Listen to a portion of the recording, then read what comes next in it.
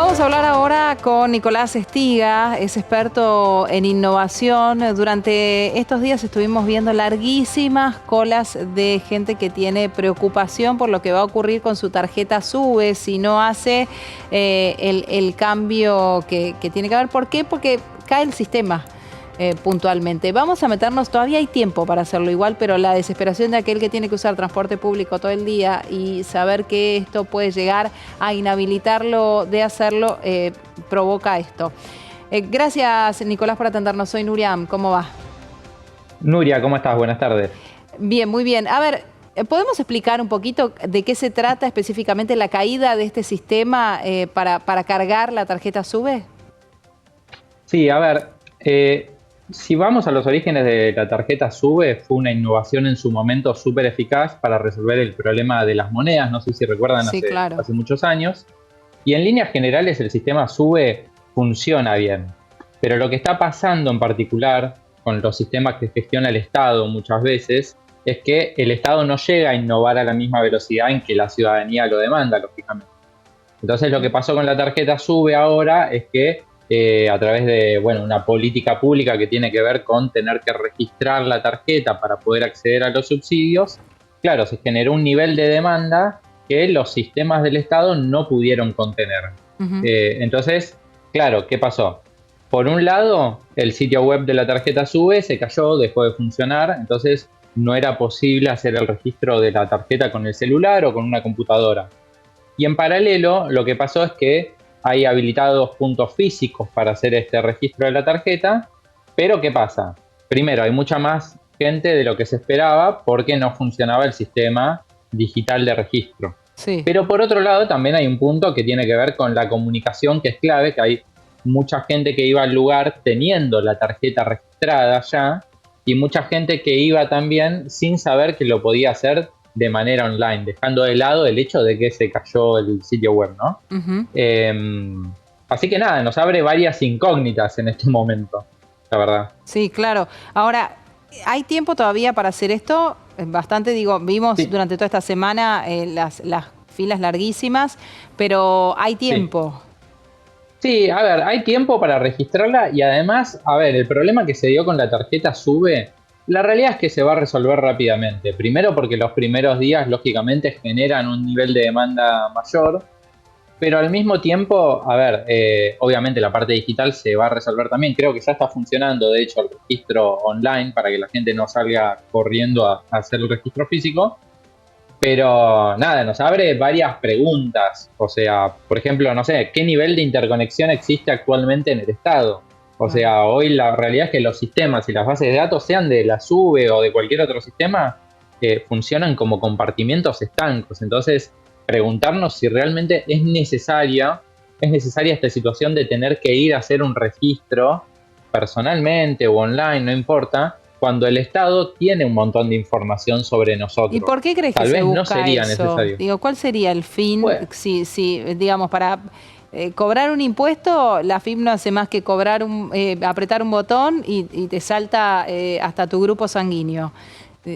Claro, por eso. ¿Cuál es la dificultad de que esto se haga automáticamente por el sistema?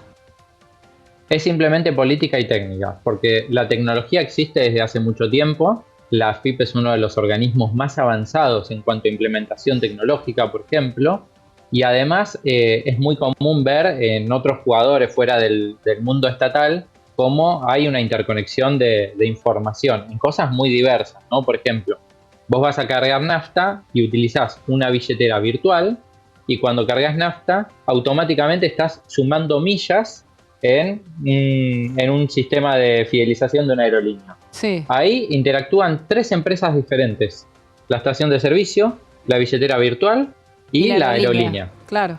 Y sin embargo funciona bien. Claro. Entonces digo, la tecnología existe desde hace un montón de tiempo además. Claro. Esto tiene que ver también con la quita de subsidios. Digo, a raíz de la quita de subsidios se produce esto. También Digo, esto por un lado. Y por el otro, puede tener que ver con un filtro, aquel que no necesita necesariamente la sube y puede viajar de otra forma. Pero no sé, porque vamos a mano y marcha y contramarcha. Queremos sacar autos de la calle, ¿no? Que la gente viaje más en el servicio público más costoso. Pero bueno, se entiende que eso tiene que ver con otra problemática. Y la hacemos difícil para el que elige el servicio público. Sí, totalmente. Y además en un momento de la historia de la humanidad, si se quiere, en el cual no es necesario que sea tan difícil. Lógicamente esto tiene que ver con poder hacer un filtro para entender, bueno, quién necesita un subsidio y quién no, eso no lo veo mal.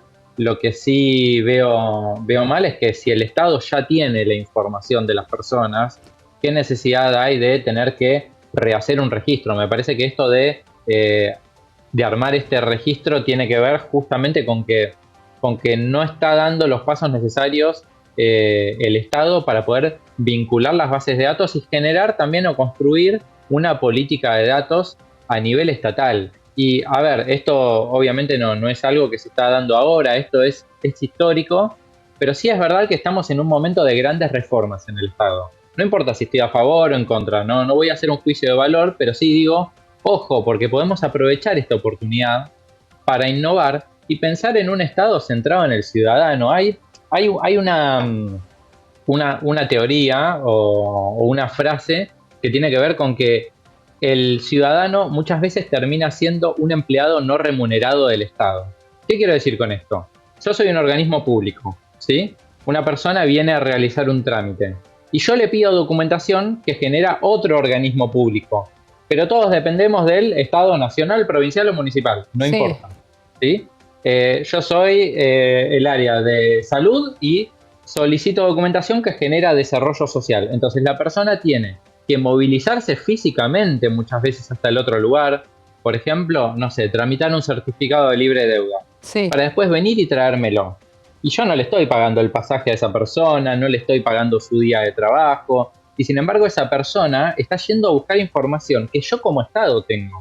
Claro. Entonces, me parece que hay responsabilidades que son hacia adentro de las organizaciones y que no son fáciles de resolver. Y esto quiero remarcarlo también porque muchas veces se dice, bueno, al Estado no le interesa, al Estado no le interesa. No es que no le interesa, sino que es, te diría, de las cosas más difíciles de resolver adentro de una organización. Y la realidad es que lo de la SUBE no es un caso aislado. Pasa con, por ejemplo, no sé, con los turnos en centros de salud, con los turnos para ir a tramitar una licencia de conducir. Hay muchos lugares donde la gente todavía tiene que ir a hacer fila en un determinado horario, a veces van a las 5 de la mañana. Claro. Hoy escuchaba una señora que fue a las 4 de la mañana. No es fácil de resolver, pero está toda la tecnología a disposición. Lo que digo es, a ver, estamos en un momento donde se están dando muchas reformas en el Estado. Ojo, tal vez tenemos que aprovecharlo para poder dar estos grandes pasos, porque no son pasos pequeños, claro, precisamente. Pero para que la gente confíe y los utilice bien, hay que hacerlo bien y no complicarle la vida al ciudadano, ¿no? Más allá de las intenciones de blanquear los registros y demás. Porque digamos, el que quita, el que necesita el subsidio y el que no, como vos decías, está en otros datos, en otras plataformas como para saber si la persona lo necesita o no, ya sea desde el gasto de la tarjeta hasta lo que factura por mes o lo que le sacan de ganancias, o si le sacan o no le sacan, porque no llega a ese tope. Exacto. Pero digo, hay mucha gente que tal vez no necesita el subsidio, pero sí necesita la SUBE, o sea, sí prefiere viajar en transporte público, y no porque necesite el subsidio, sino porque prefiere no utilizar vehículo particular y quiere la SUBE. Tampoco, también tiene que hacer todo ese trámite. Y además la misma dificultad para cargar, algo que debería ser tan simple, no solamente registrar la tarjeta, sino la carga que supongo se normalizará pronto eso.